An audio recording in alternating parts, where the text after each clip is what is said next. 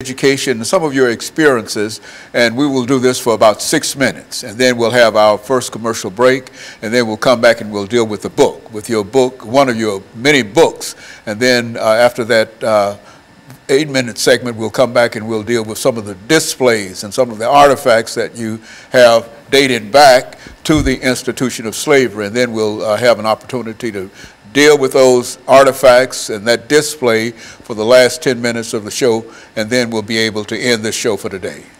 Let's start off by having you to talk about TMorton-Young before she became Dr. TMorton-Young. Let's do it from that perspective, Dr. Young. Well, I am TMorton-Young. I was born and reared in Nashville, in North Nashville, in fact. I am a product of the public schools. Received my Bachelor of Arts degree cum laude from Tennessee State University.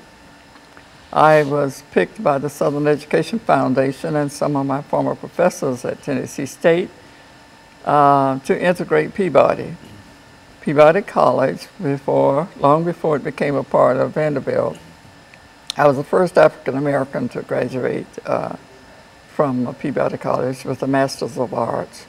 I later went on to Duke University because I was in North Carolina at the University of North Carolina system teaching and as an administrator, and received a PhD from Duke University. I am listed on the North Carolina literary map, although I am a Tennessean, but my roots go back to North Carolina. Not only do my roots go back to North Carolina, but I have traced them across the ocean to the Ewe tribe of southern Ghana. I am a genealogist, and the last time I had the pleasure of being on your program, we talked about the Tennessee African American Genealogical and Historical Society. And so my writings, the majority of them are in history and genealogy. And the work that I'd like to share with you today is genealogical. It is Southern history. It is African history. And it's about the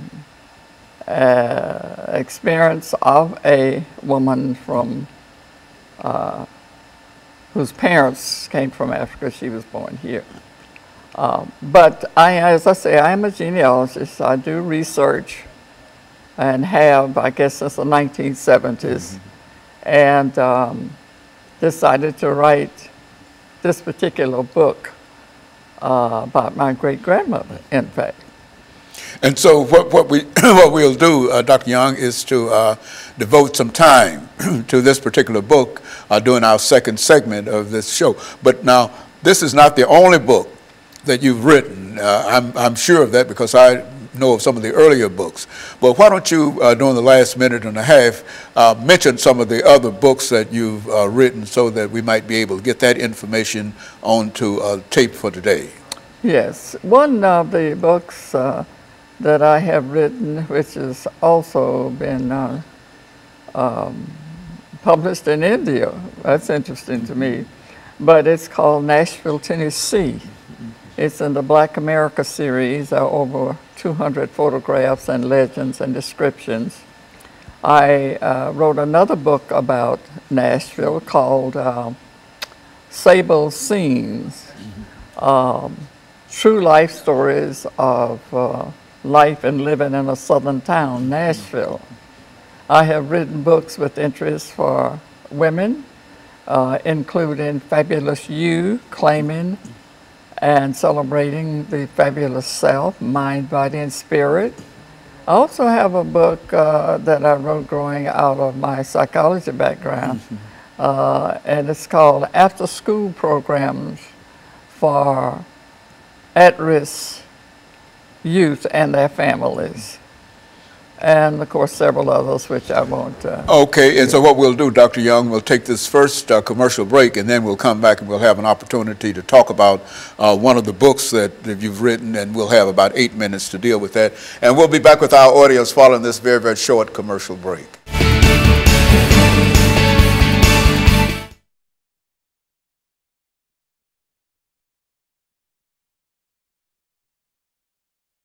This segment, this segment that's coming up is with the book. So, do you want the books to pick up and show? Because Yes, I can pick the book up and hold it.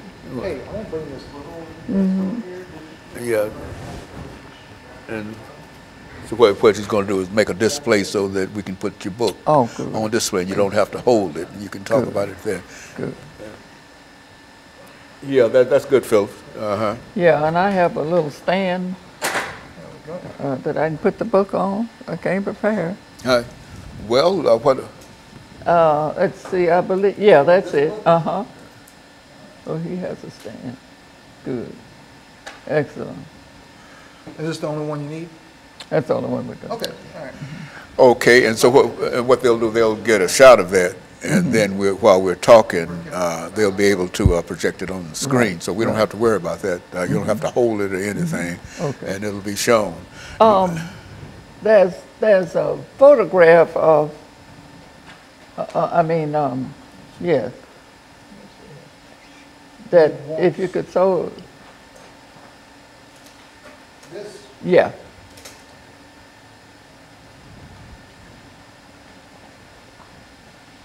Yeah, that's her story. Okay, very good.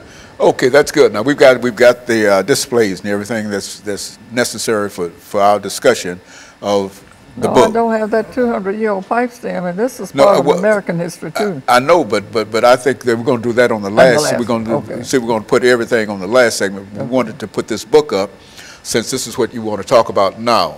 The roads, Many roads travel. You see, and so.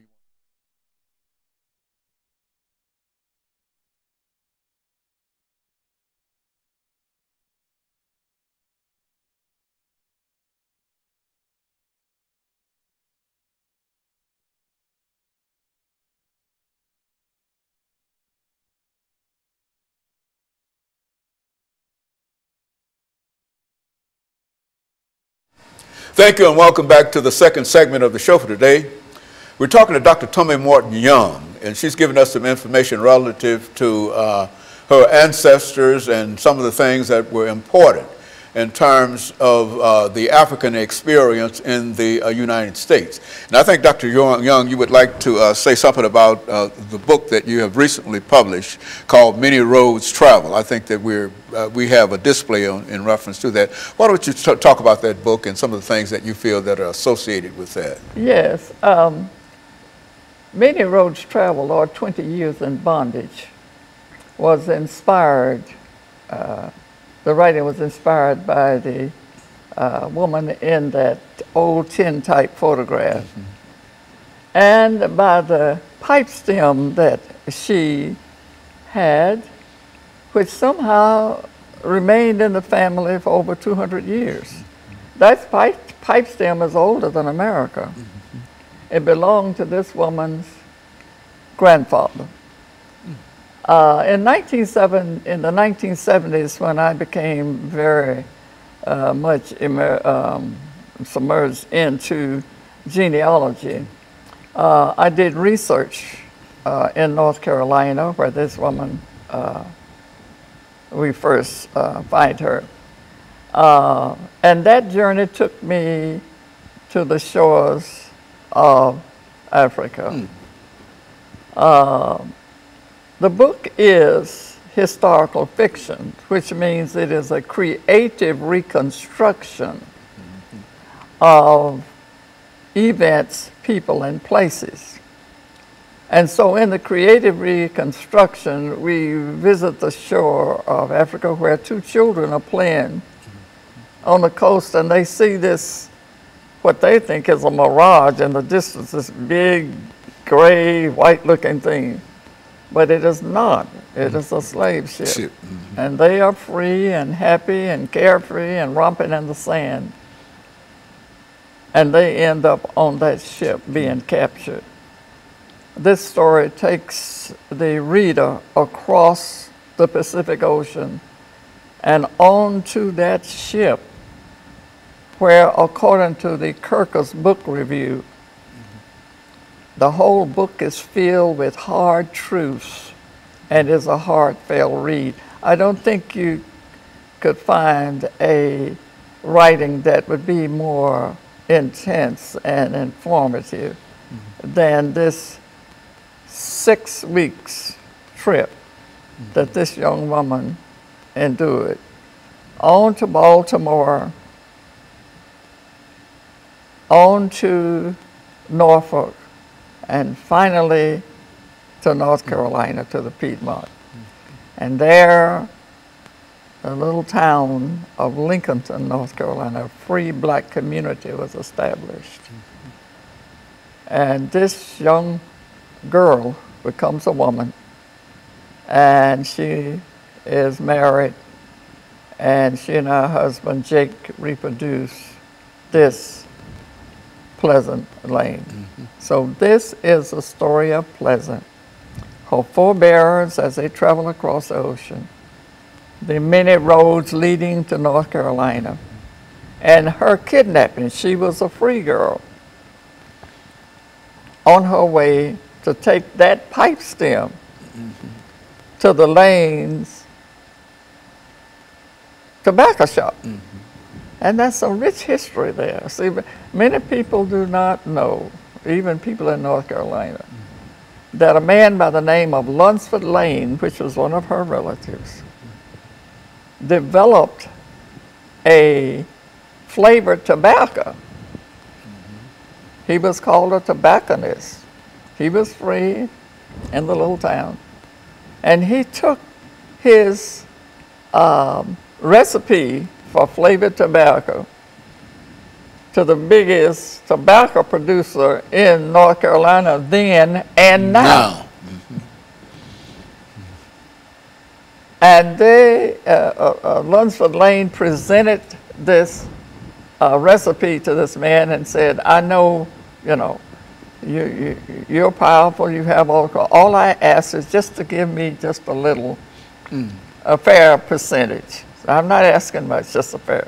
So the man told him, well, I'll get back to you, I'll get back. Well, he did get back to him, but not directly. He got back to him early one morning when night riders arrived. They feathered and tarred him and left him beside the railroad. And he was rescued and sent on to Canada. I have the book with the man's story. I have followed the genealogy and the connection between Pleasant Lane here and Lunsford Lane, using the naming patterns that enabled me to follow the family and also to go all the way back to the African experience. What went on the two plantations, Wakefield and North Carolina, and the somewhat imaginary Lanza Lake plantation in Tennessee, would make for hair standing on, raising the hair on your head. Because as I said, Kirker's book review says there are some hard truths that the characters are very carefully researched and presented.